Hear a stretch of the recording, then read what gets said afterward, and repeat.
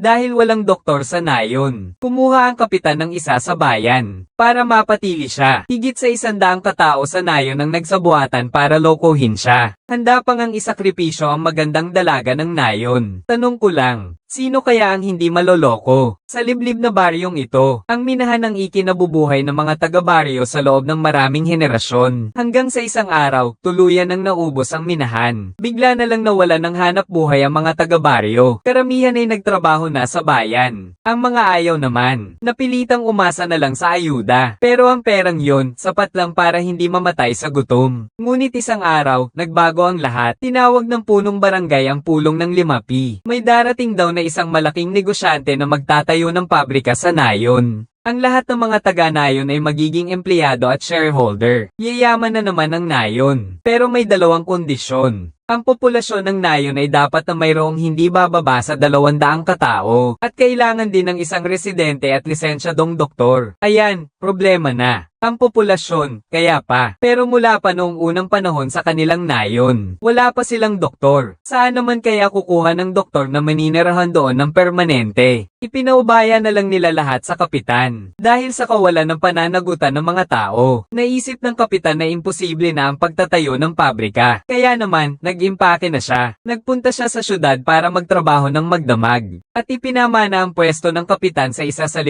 matatanda, si Mang Juan. Bumigat ang kanyang responsibilidad.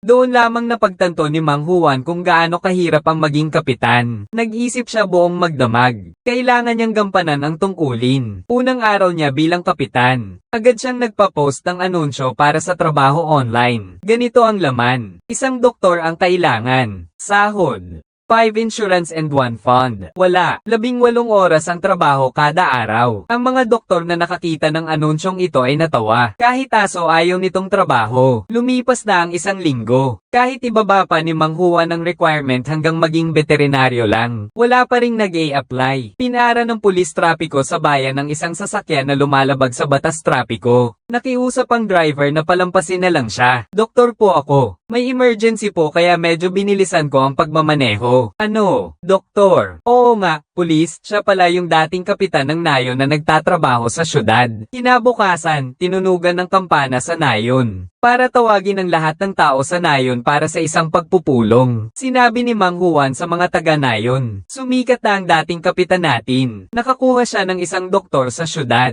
Pero 1 buwan lang daw ang gusto niyang tumira rito. Ang requirement sa pagpapatayo ng pabrika ay kailangang permanenteng nakatira. Kaya kailangan nating maghanap ng paraan para mapapirma siya ng pangmatagalang kontrata. Kung hindi, papipirasuhin natin ang mga binti niya. Basta kailangan nating mapanatili ang doktor dito. Pagkatapos may tayo ang pabrika, tatawagin na natin ang mga bata para magtrabaho. At ipapasok natin sila sa 996 para mabuhay tayo. Pumalakpak ng malakas ang mga taga-baryo bilang pagpapakita ng buong suporta kay Mang Juan. 2 na lang ang araw, darating na ang doktor. Nagpatulong si Mang Juan kina Wolang at Feng ng gabing iyon, at nagsimulang gumawa ng plano. Matapos ang buong gabing pag-uusap, ganito ang plano. Plano 1. Planong pag-ambag. Sinadyang magtapon ng pera sa daanan ng doktor para makapulot siya araw-araw. Plano 2, ayon sa kanyang hilig. Nalaman nila sa Facebook ng doktor na mahilig siya sa paglalaro ng cricket. Kaya gumawa ang buong nayon ng mga gamit sa cricket at nag-ayos ng larangan. Nag-organisa pa sila ng isang cricket team. Plano 3,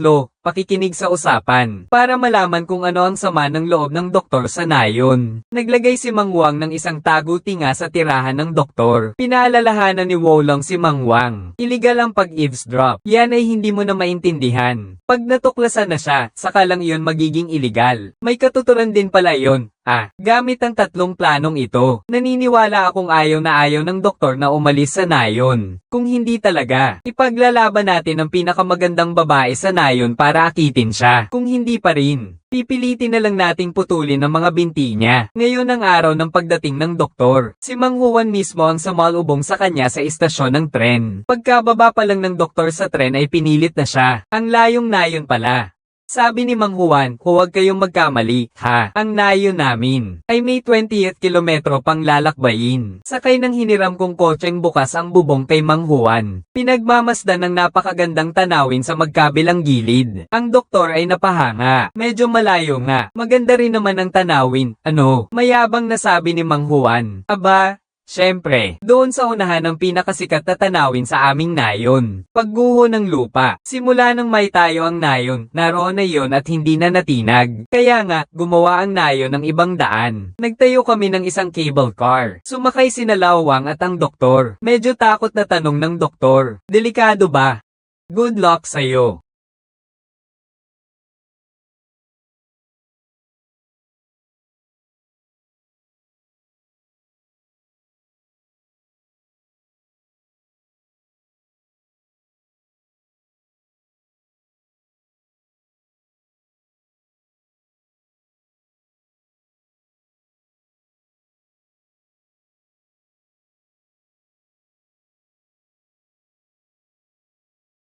Medyo maayos naman sa simula, mukhang hindi naman gaanong kataas. Maganda rin ang tanawin. Pero habang tumatagal, dahil sa inertia, bumibilis ang cable car. At ang tainga, ay umangat ng umangat. Halos mahihi sa takot ang doktor. Nilinawan siya ni Mang Juan. Mabuti na lang at mabilis din itong lumipas. Paano kung hindi maganda ang mangyari? Paano nga? May 120 katao sa aming nayon. Kaya naming mag-ayos ng 12 mesa.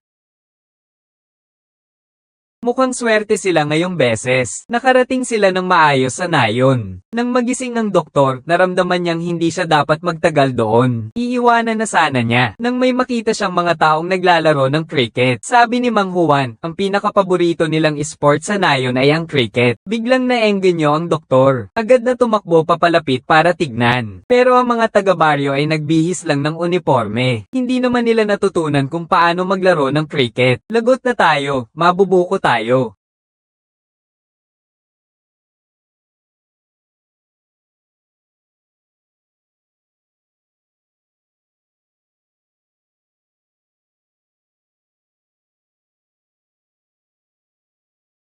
Mabilis talaga ang isip ni Wolang. Nagsimula na siyang magdiwang ng panalo. Hindi na pala kailangan pang maglaro. Lahat ay agad na nakaintindi at sumama sa pagdiriwang. Nalinlang nga ang doktor. Akala niya ay kakatapos lang. Pero ang buong palaruan ay nagsisigawan sa tuwa. Panalo ang dalawang grupo. Nagmadaling magpaliwanag si Mang Wang. Ang pagkakaibigan ang mahalaga, pangalawa na lang ang laro. Kaya masaya rin ang mga natalo. Hinangaan ng doktor ang ganitong uri ng mapagpakumbabang talunan. Inaasahan niyang makakalaban niya ito ng personal sa susunod na laban. Sa pag-aayos si Mang Kanor, napadpad ang doktor sa tirahan niya sa nayon. Hindi niya alam na may dalawang matandang babae na nagmamatsyag sa kanya buong magdamag. Sa pamamagitan ng pakikinig. Nalaman nila na gusto ng doktor kumain ng sushi ngayong gabi. Agad na nagsimula ang buong nayon na magtrabaho. Nang makarating ang doktor sa restaurant, inilabas ng may-ari ng tindahan ang espesyal na handog na sushi. Kain na kain ang doktor sa kanyang hapunan. Habang naghahanda ng umuwi, nakasalubong niya ang dalagang kagandahan ng nayon. Sa bansang ito na halos walang tao, may ganito pala kagandang babae. Sa kanyang pag-uwi, maka3 piso na naman ang napulot niya. Ang serye ng mga pangyayari ngayong araw na ito ay lubos na nakapagpalinlang sa doktor. Narito ang kanyang paboritong laro ng cricket. May pera pang mapapanalunan. At magagandang babae pa. Paraiso na ito. Ang sarap manirahan sa bundok. Ang sarap. Ngunit kinaumagahan, nakita niyang mahaba ang pila sa harap ng klinika. Hindi pa nakakakita ng doktor ang mga taga-baryo. Nahihirapan pang ang makuha siya. Dapat lang na magpatingin sila ng mabuti. Isang buong araw siyang nag-check up. Ang gaganda at kakaiba ng mga pasyente niya. Sabi ng isa, hindi niya makita ang tenga niya. Sabi naman ng isa, hindi niya marinig ang mata niya. Tapos may nagpa-check up pa ng tupa para sa panganganak. Napagod na ng husto ang doktor. Nagreklamo siya kay Mang Juan. Wala man lang siyang nagpapahinga sa buong araw na ito. At mukhang wala namang alam ang mga taga-baryo tungkol sa pagpapagamot. Kaya nagduda na rin ang doktor. Nag-organisa agad si Mang Juan ng pulong ng gabing iyon. Sinermonan niya ng husto ang mga taga-baryo. Alam ko na hindi pa ninyo nakikita ang doktor. Pero sana, medyo pigilan ninyo ang inyong sarili, ha? 120 lang naman ang tao sa buong nayon. Unang araw pa lang, 80 na ang nagpatingin sa doktor. Aba, di matatakot ang mga tao. Agad na nagpatupad si Mang Juan ng isang tuntunin. Isang tao lang ang pwedeng pumunta araw-araw. Kinabukasan, agad-agad na tinawagan ni Mang Juan ang taga-suri. Sabi niya, may doktor na. Panahon na para magtayo ng pabrika. Pero sabi ng kausap ko, base sa mga datos, 120 lang kayo. Hindi umabot sa 200 na hinihingi nila. Pinagtibay ni Mang Juan na lumang datos na iyon. Karamihan sa mga nagtatrabaho sa ibang lugar ay umuwi na. Ang barangay natin ngayon ay may 250 katao. Sige, naniniwala na ako. Pero sasabihin ko sa iyo ang totoo. Ang pagpili ng lokasyon ng pabrika ay nasa pagitan lang ng barangay ninyo at ng katabing barangay. Ang katabing barangay ay may 50,000. Kung isasama pa natin ang mga hindi pa isinisilang, maaari tayong umabot ng mahigit 1,000,000. Ang ibig kong sabihin ay 50,000 euros. Naintindihan ni Mang Juan na panunuhol pala ito sa kanya. Di ba 50,000 euros lang naman yon? Mayroon din naman kami. Basta't pumayag si Mang Juan na bahagya. Sabi ng inspector, pagkatapos ng 1 linggo ay pupunta na sila sa barangay ninyo para mag-inspection. Kung sakaling umabot nga sa 250 ang bilang, doon na namin itatayo ang pabrika sa inyo. Pero dapat ay maayos ang lahat, lalo na ang 50,000 na yun. Sumasakit ang ulo ni Lao Wang pagkababa ng telepono. Wala nga talaga silang 50,000 euro. Mag-apply na lang si Lao Wang ng loan sa bangko. Talagang malaking halaga ito. Kung sakaling tumakas ang doktor, wala na sigurong pag-asa. Pagkaraan ng 1 linggo, dumating ang inspector para mag-inspection. Dinala muna siya ni Lao Wang sa isang restaurant. Nagkukunwaring kumakain ng lahat ng tao sa buong nayon. Aba, marami nga tayong tao sa nayon, ano? Tumayo ang inspector para tumingin sa ibang lugar. Pagkaalis pa lang niya, agad na nagpalit ng damit ang mga taga-nayon sa kainan. Sumunod ang mga taga-nayon sa isang masikip na daan patungo sa simbahan. Nang buksan ni Mang Juan at ang inspector ang pinto ng simbahan, punong-puno na ito ng tao. Pagkaalis ng dalawa, nagsimula na namang magpalit ng damit ang mga taga-baryo at dumaan sa mga likot na daan, at nagpakita sa iba't ibang sulok ng baryo. Akala ni Mang Juan, nakalusot na siya. Pero bago umalis, biglang nagsalita ang taga-suri. Mang Juan, niloko mo ako. Sabi mo 250 katao lang. Dapat 250 yun. Lubos na sumuko ang taga-suri. Naipasa na ang pagsusuri sa populasyon. Ang susunod na kailangan lang ay makuha ang permanenteng kontrata ng doktor at ang 50,000 euros na pautang para makapagtayo na ng pabrika. Sa mga sumunod na araw, ang doktor ay masasabing malaya at walang problema. Isang pasyente lang ang kanyang tinitignan araw-araw. Ano man ang gusto mong kainan, mayroon. Araw-araw ay may nahanap na pera. Nagtayo pa ng antena ang mga taga-baryo. Sumabay sa doktor na manood ng laro ng cricket na hindi naman nila maintindihan. Para tuluyang mapapayag siyang manatili, pumirma ng kontrata para sa permanenteng paninirahan. Nakipag-close ang pinakamagandang babae sa baryo. Dahil dito, tuluyan ng naakit ang doktor. Mukhang sigurado na ang koneksyon sa doktor. 50,000 euro na lang ang kulang para sa pagtatayo ng pabrika. Makakakuha na tayo ng balita tungkol sa loan sa mga susunod na araw. Hindi na aprobahan. Isulat mo sa purpose na pangsuhol sa opisyal. Imposible namang maaprobahan yun. Nagpunta si Mang Wang kay Wolong nang magdamag para mag-usap. Sabi ni Wolong, antok na antok siya. Kausapin mo ang asawa ko. Isang buong gabi silang nag-usap ng asawa niya pero wala pa ring maisip na paraan. Pero kinabukasan, naaprobahan na pala ang loan. Si Feng Wei pa rin talaga ang maaasahan. Empleyado siya ng bangko. Ginamit niya ang lahat ng kanyang ari-arian at reputasyon para maging garantiya. Inaprobahan pa rin ng bangko. Ngayon, kumpleto na ang lahat ng requirements. Nagpadala rin ng kinatawan ng mga investor para pumirma ng kontrata. Ngunit hindi inaasahan na niloko ang buong nayon. May palusot ang mga investor sa kontrata. Wala pala silang balak magtayo ng pabrika. Maglalagay lang sila ng opisina rito, hindi production line, para lang makaiwas sa pagbabayad ng buwis. Ibig sabihin, wala ring magiging trabaho ang mga taga-nayon. Hindi na rin yayaman ang nayon.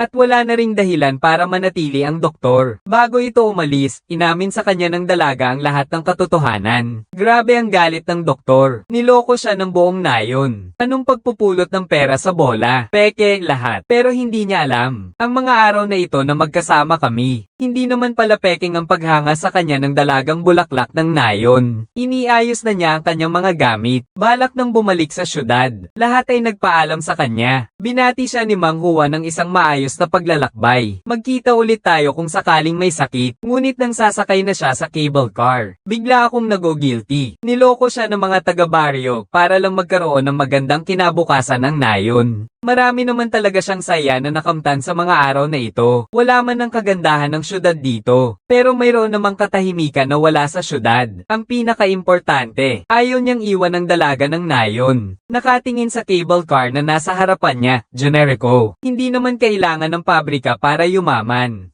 Bigla na lang siyang nagkaroon ng ideya. Sa huli ng pelikula, nanatili ang doktor at ginawang tourist spot ang nayon. Zipline na delikado. Hindi lang delikado, mahal pa. Pero nangako ang nayon. Napatay ng libre. Welcome. Malaking tanga ako ba ang tinutukoy niya? Sabi niya, ang tapang-tapang mo. Noon, sinama ni Mang Juan ang doktor para mag-ikot sa minahan ng baryo. Dahil tapos na ang pagmimina, naging yungib na ito. Natuklasan niyang mayroong maraming mineral dito na nakakabuti sa katawan. Kaya naman ginawa niyang hot spring para sa kalusugan ang yungib. Sunod-sunod ang mga turista. Masyadong maraming naghahanap ng matutuluyan sa mga inn. Dahil sa tulong ng doktor, umunlad ang nayon. At ang doktor naman ay nabuhay ng masaya at walang pakialam sa iba kasama ang pinakamagandang babae sa nayon. Isang Italianong komedya ito. Isang halos perpektong nayon. Hindi gaanong kilala pero isang napakagandang pelikula. Sa pamamagitan ng isang kwentong katawa-tawa pero nakakaantig. Ipinakita nito ang kapangyarihan ng mabuting panlilinlang at pagtitiyaga sa pagkatao. Ang di perpektong perfeksionismo. Nang aminin ng mga taga-baryo sa simbahan ang panloloko. Sinabi ng doktor, maliit man ito, totoo naman kayo. Isang walang katuturang ngunit nakakaantig na pelikula. Ganito dapat ang isang komedya.